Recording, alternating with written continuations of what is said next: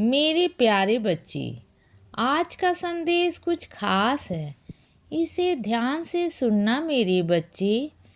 इस वक्त तुम्हारे जीवन में अगर कोई चीज़ सबसे डरावनी है बच्चे, सबसे ज़्यादा तुम्हारे रूह को कांप देती है ना, तो वह तुम्हारा भूतकाल है, जिसे तुम जितनी बार याद करते हो बच्चे, वह तुम्हें डराती है। और दूसरी चीज़ जो तुम्हें डराती है ना, वो तुम्हारा भविष्य काल है कि भविष्य में गुजारा कैसे होगा बच्चे। तुम्हारा पहला तो तुम्हें इस बात का डर लगा रहता है कि जो पहले हुआ वो सब क्यों हुआ, उसके बारे में सोच सोच कर डर नहीं बल्कि क्रोध आता है बच्चे। तुम्हें नफरत में जीने लगते हो, नफरत पैदा हो जाती है। और उसके बाद दूसरा जो सबसे बड़ा डर है तुम्हारा, जिसके कारण तुम्हें घबराहट होती है, वो डर है तुम्हारा भविष्य की, कैसे तुम्हारा गुजारा होगा। पर क्या तुमने गौर किया है बच्चे कि तुम दोनों ऐसे काल के बारे में सोच रहे हो बच्चे, जिसमें से किसी को तुम नियंत्रित नहीं कर सकते। भविष्य काल जिसे तुम अभी वर्तमान में नियंत्रित नहीं कर सकते हो, और भूतकाल जिसे चाहकर भी तुम दोबारा जी नहीं सकते हो। तो इन दोनों के लिए सोचना बेफिजूल है बच्चे, यह सब तुम्हें पता है। लेकिन जो तुम्हारी ये चिंता है फिर भी है ना अपने भविष्य को लेकर, अगर तुम इस तरह से चिंतित रहोगे तो कई सारियां बीमारी से ग्रसित हो जाओगे बच्चे। और तुम्हें अच्छे से पता है बच्चे कि मैं क्या किस ओर इशारा कर रहा हूँ। तो ऐसे में ना इस समस्या पर अब ध्यान नहीं देना होगा। समस्या पर ध्यान देने से अब कुछ नहीं होगा। भविष्य कैसे गुजरेगा, कैसे गुजरेगा, कैसे इंतजाम होगा, एक छत का, रोटी का यही सोच रहे हो ना। लगातार अब तुम्हें ना इंतजाम करने के लिए कुछ कर्म करना पड़ेगा। देखो तुम थोड़ा सा समय निकाल कर कौन सा काम कर सकते हो। कोई भी छोटा मोटा काम जिसे तुम थोड़ी सी बचत कर सकते हो बच्चे, या किसी की सहायता करके, कुछ भी करके तुम अगर थोड़ी बहुत जो भी तुम्हारे मन में है भविष्य को लेकर डर, तो उसके प्रति कुछ भी करना शुरू करो। और वर्तमान में कर्म करना शुरू करो बच्चे। कर्म करो और निश्चिंत होकर कर्म करो। और इतना विश्वास रखो अपने ऊपर तुम कि दुनिया में कोई भी तुम्हारा साथ छोड़ देना, सारे अपने भी तुम्हें छोड़ देंगे, फिर भी तो मैं तुम्हारी परछाई बनकर रहूँगा बच्चे। चाहे तुम्हारी खुद की परछाई भी तुम्हारे साथ ना रहे फिर भी। और दूसरा यह कि जो बाबा की भक्ति करते हैं, साईं माँ की भक्ति करते हैं, उन्हें अन्न की कमी तो कभी नहीं हो सकती, कभी भी नहीं हो सकती बच्चे।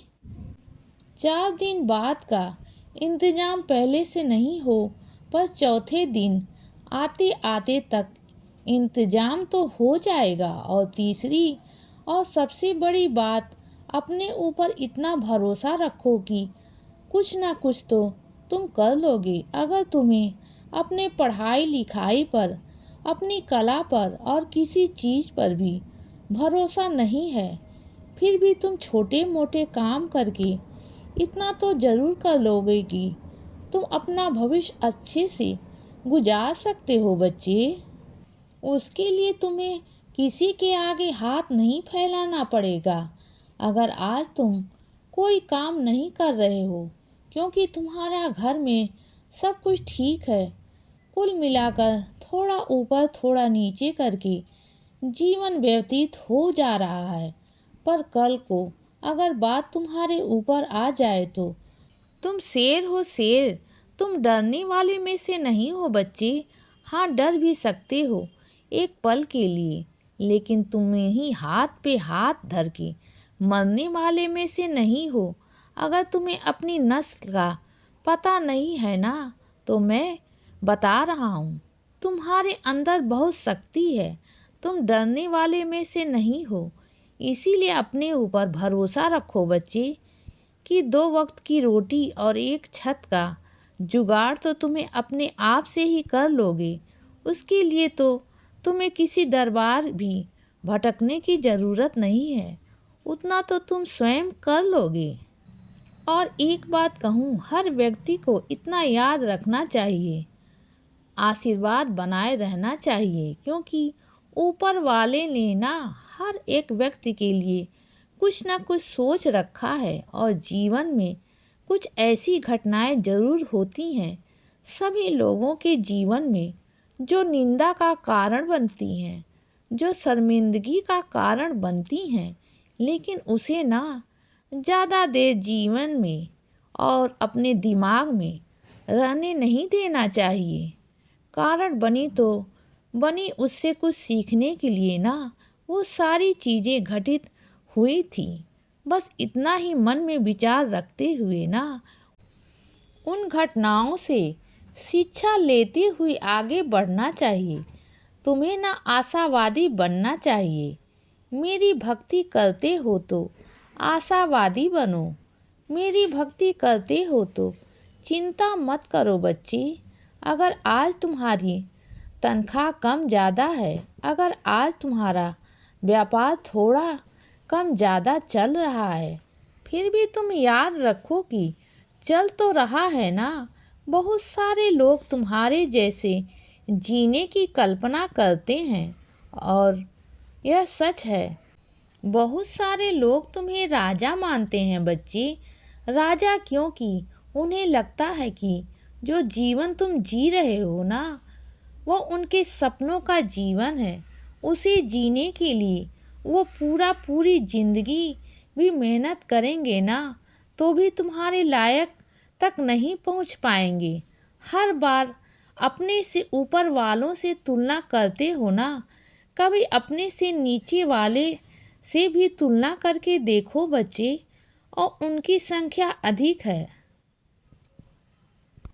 तुम्हारे पास इतना तो है ना कि एक बिस्तर है जिसमें तुम सो पाते हो, एक छत है, तुम्हारे पास रोज खाने पीने का इंतजाम हो जाता है, तो आगे भी हो जाएगा बच्चे। थोड़ी सी उम्मीद रखो।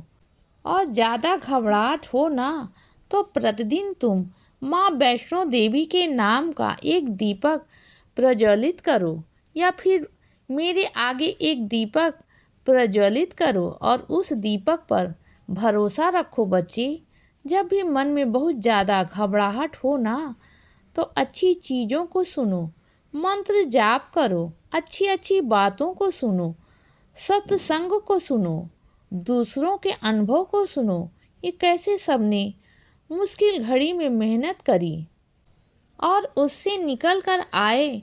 और एक बात और, अपने भविष्य के लिए जो भी वर्तमान में फैसला करोगे, वो किसी से बदला लेने के लिए या किसी को औकात दिखाने के लिए नहीं, बल्कि भविष्य में सुकून शांति से रहने के लिए, और जो तुम चाहते हो वास्तविक में वो पाने के लिए।